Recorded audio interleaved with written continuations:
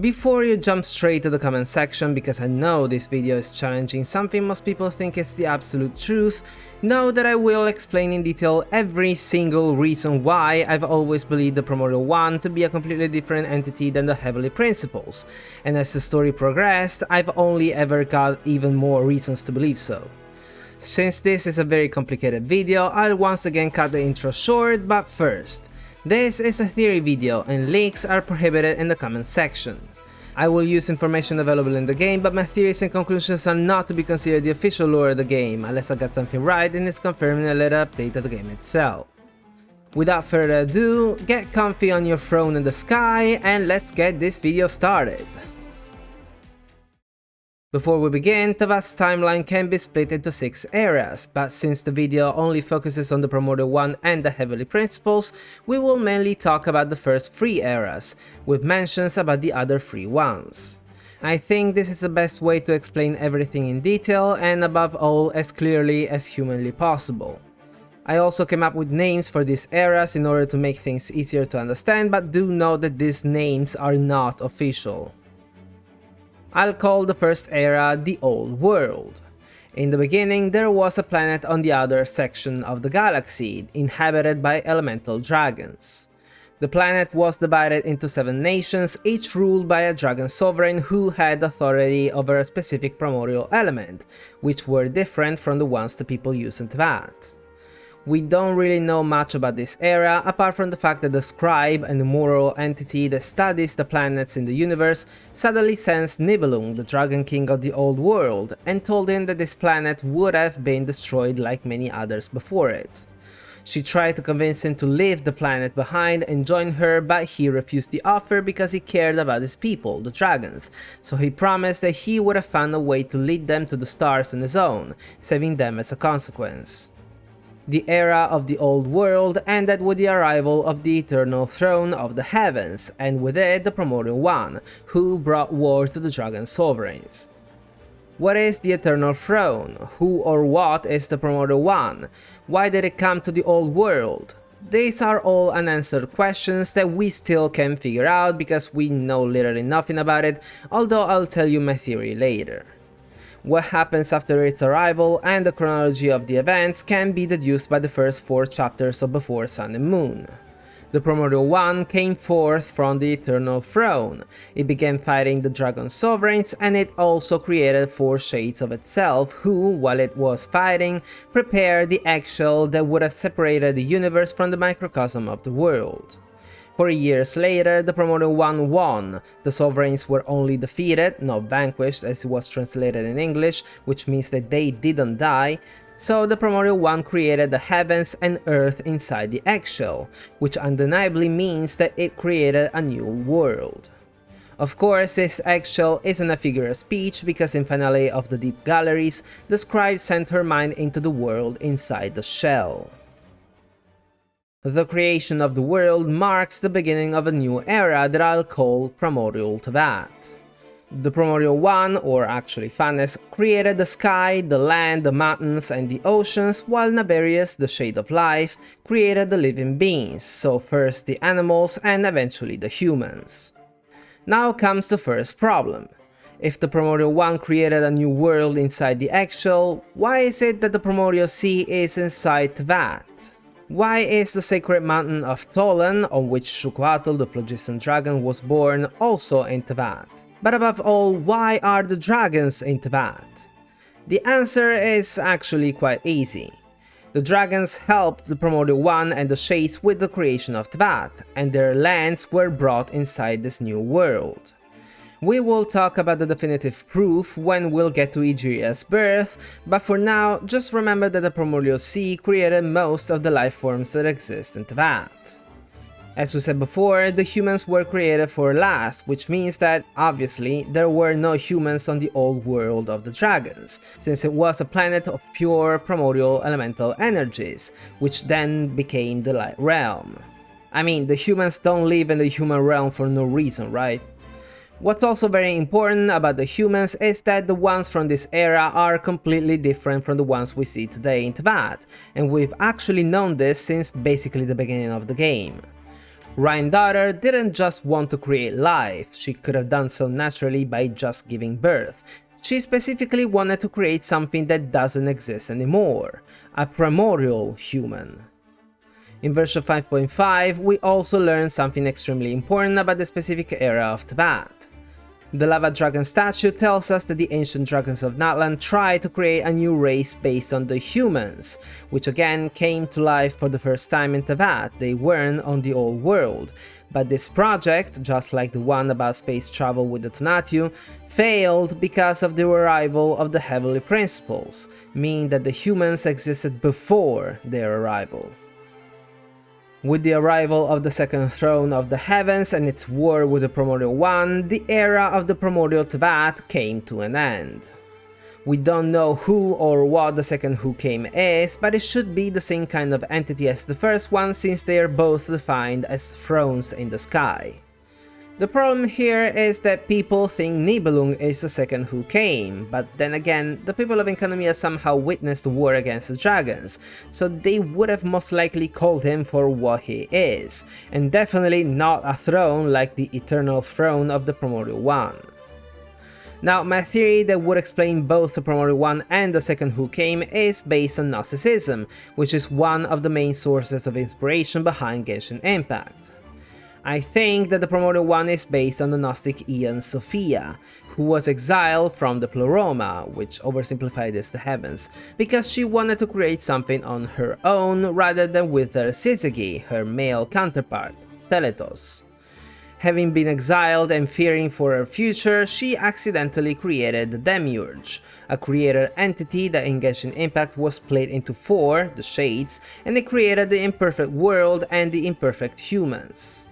Later, God decided to forgive her, so it sent her syzygy, Theletos, to bring her back, but also to give spiritual knowledge, aka Gnosis, to the imperfect humans so that they could be given a chance at redemption and be allowed into paradise. And to do so, Theletos sent 2 beings inside the imperfect world, the male Christ and the female Holy Spirit.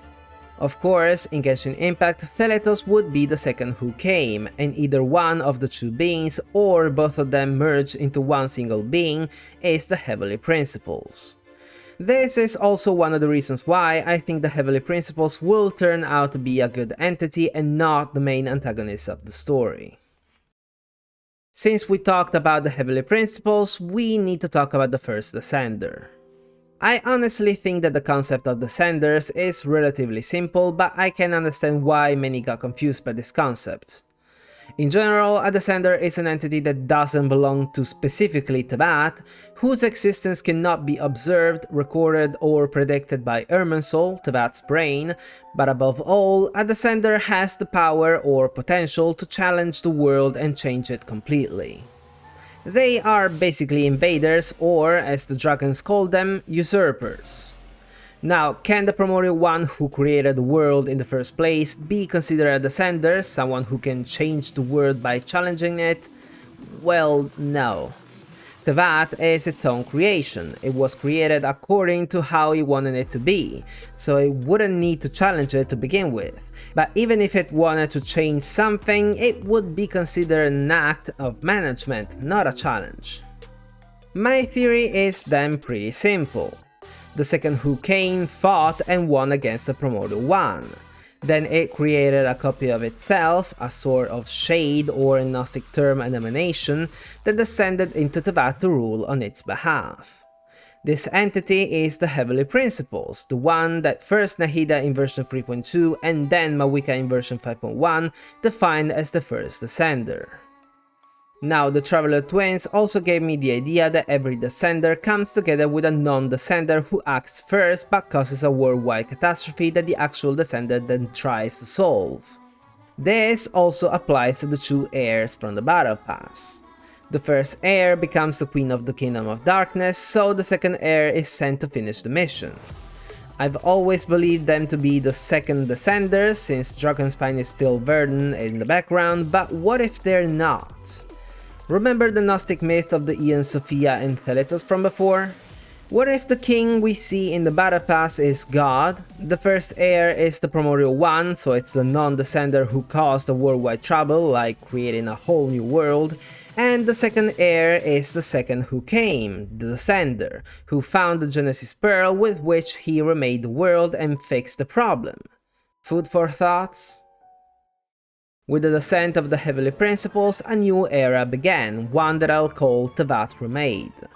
Despite having won, the second who came couldn't completely rule over Teyvat because breaking the laws of Teyvat would mean breaking Teyvat itself, so the shades couldn't be removed from the equation, and this is what the Heavenly Principles were created for, because they introduced the concept of fate, of which the purpose was to define when and how the rules of Teyvat will take place. Fate decides when people are born, what they'll do, what they'll achieve, and when and how they'll die. Fate, though, is a pseudo-rule. It's not absolute like the rules of the Shades, it can be tricked and avoided, but it was still enough to keep the Shades at bay.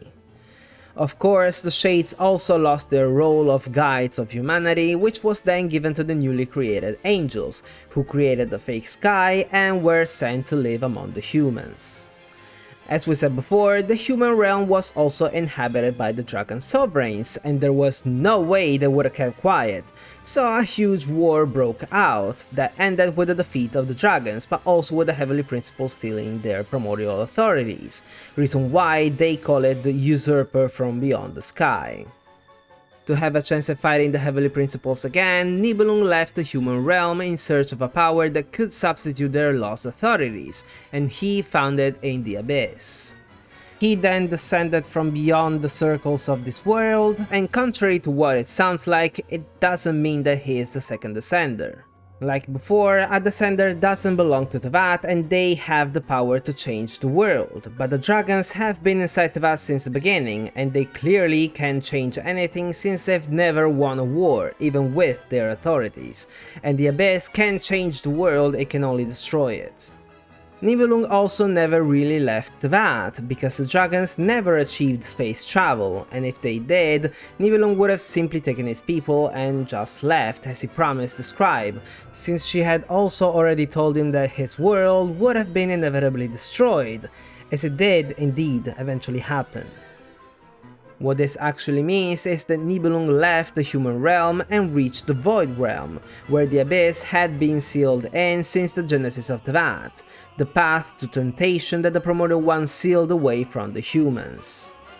Anyway, the dragons acquired the Abyss and fought against the Heavenly Principles once again, causing the War of Vengeance, and as usual, they lost. Now, since the Abyss had been released into Teyvat, the Heavenly Principles did something extremely important. Yokwaltekut indirectly told us that the Heavenly Principles modified the ley line's original purpose in order to counter the Abyss, while Kukulkan told us that he wanted to figure out how they accomplished such a feat, which makes it sound like this was no ordinary thing, it was something complicated and unexpected. If the Primordial One created the world and as a consequence Irminsul and the ley lines, but the Heavenly Principles unexpectedly managed to convert them into something else, it simply means, once again, that they are not the same entity. Going back to the Primordial One potentially being the first heir from the Battle Pass, considering that we also see a snake with an eye of the same color as the Abyss, could it be that the Primordial One used the Abyss against the second who came? Could it be that this is why Nibelung acquired the Abyss, because the dragons already knew that it could have been used against the Heavenly Principles? Honestly, for all we know, the Primordial One might have become the ruler of the Abyss, which could explain why, with the Abyss being released, the Heavenly Principles were faced with the problem of suppressing the original order of the world. To conclude this section, it isn't clear if most sovereigns died during the First or the Second War, but after the War of Vengeance the only surviving sovereigns were Apep, who kept gathering forbidden knowledge, Xuquatl, who couldn't analyze the Abyss when he received it, probably because he was in a sore of death state, so he got corrupted, and Ashtaha, who ended up being buried under what later became the chasm. This obviously means that Nibelung also died fighting, but he managed to hurt the Heavenly Principles pretty badly. Their functions were ruined, so they entered a sleeping state to either prolong their life, like Yokwaltekutin used to do, or to slowly fix themselves. At this point, the water dragon, the heart of the Primordial Sea, was definitely dead, so no new life could have been created anymore. As a consequence, the Heavenly Principles tasked Naberius with the creation of a new heart for the Primordial Sea, Egeria, an artificial water dragon that, differently from the original Sovereign, had to be created with materials exclusively from Teyvat, with no outside elements. This alone means that Teyvat is not the old world, otherwise Egeria would have been the same as the original Sovereign of Water. They would have been made of the same materials. Anyway, the fact is that Egeria was born so that the Primordial Sea could create new life, specifically, as we said before, a new version of humanity different from the primordial humans, and these new humans, as Kukulkan said, were tossed into the world barely capable of wielding the elements, and these elements of the human realm are yet another change that was made to Teyvat. The Heavenly Principles split phlogiston, which is basically light, into 7 immutable hues, the elements that the people use today, and they were created specifically for these new humans. Curiosity. Shukoatl might be what Skirk's version of the elements, the 7 shifting serpent, refers to, since he was a serpent kind of dragon and his primordial element was turned into the elements of the human realm.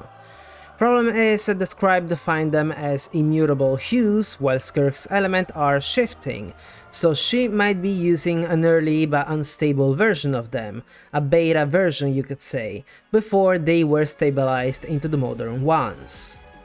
Anyway, why would the Heavenly Principles create new humans to begin with? Well, we've been told multiple times that the Heavenly Principles are trying to hide everything that existed before their arrival.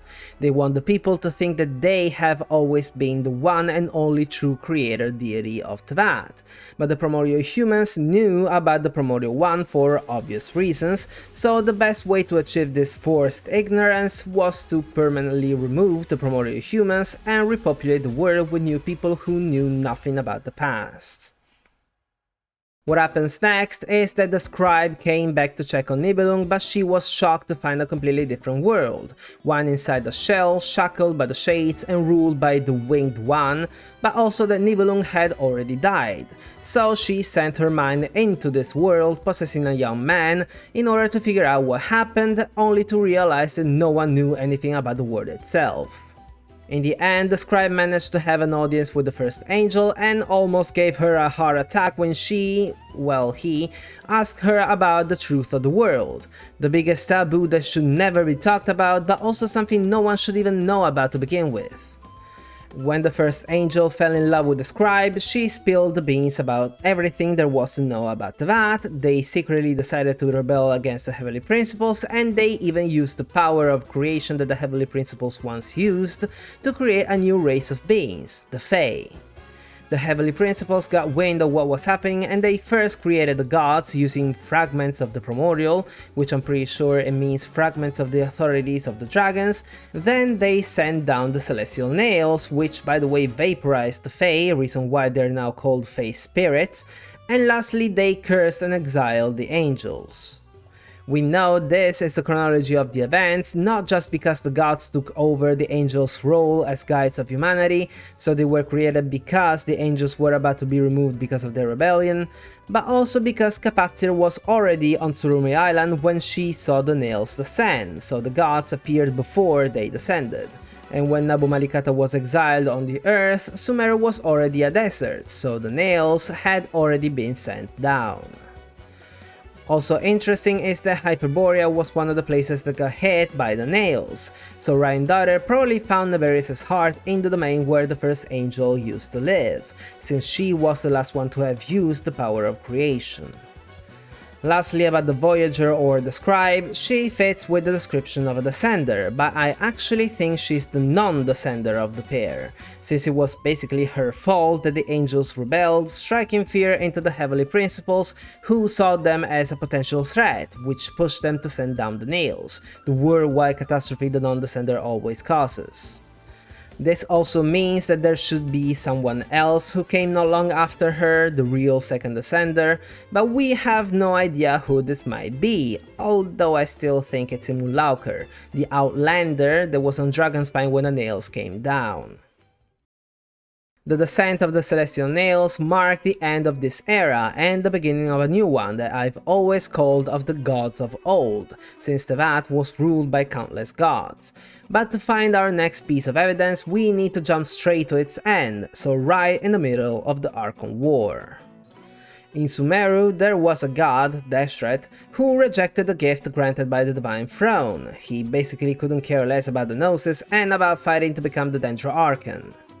Instead, he decided to join Nabu Malikata, the goddess of flower, an angel devolved into a Seelie who barely managed to retain her form and mind, into a rebellion against the Heavenly Principles.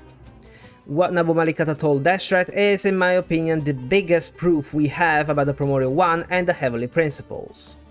She told Deshret how the Master of the Heavens cursed and exiled the angels, and then she specifically told him never to seek the Master of the Four Shades and never to inquire about the mysteries of the sky and the abyss in order to avoid retribution from the heavens. This not only means that she was referring to what the Voyager asked the first angel and how the heavens responded to that, but also that the Master of the Heavens, the Heavenly Principles, is not the Master of the Four Shades, who we perfectly know to be the Primordial One. The Heavenly Principles are an entity that the gods, especially during the Archon War, knew the existence of, so how could they be both commonly known and a taboo at the same time? The answer is simple. As we said before, the Heavenly Principles are trying to hide everything that existed before them, which includes the Primordial One, the Master of the Four Shades, who is simply an entirely different entity. I mean, if the Primordial One is the Heavenly Principles, then what existed before would be just the dragons. So what would they even be trying to hide, considering the dragons are living in Teyvat? This, of course, also applies to Urabashi, who found out about the Primordial One and how the world was really created, and he was sentenced to death by the Heavenly Principles, along with the people of Enkanomiya who knew about the Primordial One since the beginning, although Astaroth saved them by extracting their memories and condensing them into the Sin Shades that were then sealed off into Enkanomiya. To conclude this video, I have a theory about the Shades, although my next video is going to be exclusively about them. The first Shade we met was the sustainer of the Heavenly Principles, aka Sasti, the ruler of the Void, who stopped the twins because she had to do something about the Cataclysm. She basically really had two options there. She could have annihilated the twins or let them go away as they were trying to, and in both cases, the twins wouldn't have caused any more troubles. Instead, she caught them, and even worse, she immediately released Lumine, the one who caused the Cataclysm and almost destroyed the whole world, and 500 years later, she even released a Descender, someone who can potentially dispose of the Heavenly Principles, which makes no sense. Then we have Astaroth, who made a deal with Makoto in order to allow A to travel 500 years in the past in a domain where they were finally free from the clutches of the Heavenly Principles, so that she could plant the sacred Sakura tree and save Inazuma. Lastly, there's Renova, who first defied the Heavenly Principles when she held Spelunky, but when Capitano confronted her, she made an absurd choice. Let's be clear, she's a Shade, she's one of the highest beings of Teyvat. She could have ignored Capitano and took Mawika's life, she could have taken as many innocent lives as she saw fit, she could have even lifted Capitano's curse and allowed him and the people he carried in his heart into the Night Kingdom, since he's completely cut off from Irminsul, so his memories and knowledge wouldn't have been a problem at all. Instead, she allowed a paradox. She took Capitano's life without lifting the curse that prevents him from dying. A paradox that could potentially break the world. So what's going on here? I think that the Shades are secretly rebelling against the Heavenly Principles. They're using their allegiance against them. Sasti did stop the twins, but she gave them the chance to do even worse. Astaroth secretly held Makoto in a place where the god's gaze does not fall. but she also saved the memories of the people of Enkanomiya so that they could eventually tell someone about the truth of Teyvat. Renova used the fact that she couldn't defy them again, so she couldn't lift the curse they had her lay on the people of Caria, but she caused an even bigger problem. The question is always the same. If the Heavenly Principles are the Primordial One, the entity that created the Shades in the first place, what would be the point in their rebellion? It simply makes no sense, because they would be simply destroying what they created themselves. On the other hand, if the Primordial One is a different entity that created the Shades, and after its defeat they had to bow their heads to the Heavenly Principles, then by slowly and carefully breaking their own rules, they would also be affecting fate, weakening the Heavenly Principles even further, finally giving them a chance to strike them down with the joint effort of an unaware Descender, who's been unconsciously pushed into gathering the elements of the human realm, and his sister, who acquired the power of the Abyss to defeat the Heavenly Principles, most likely because the people of Caria actually know the existence of and worship the Primordial One. And that's it, I hope you liked the video. If you did, don't forget to leave a thumbs up, and if you're interested in Genshin Impact theory videos, consider subscribing. As I said before, my next video will be about the Shades, since there's a lot to talk about, and by that time I think 5.7 will also be about to be released, so I'll make a video about it, considering Skirk is definitely gonna drop a ton of lore. Well then, thank you so much for watching, and until next time, over and out.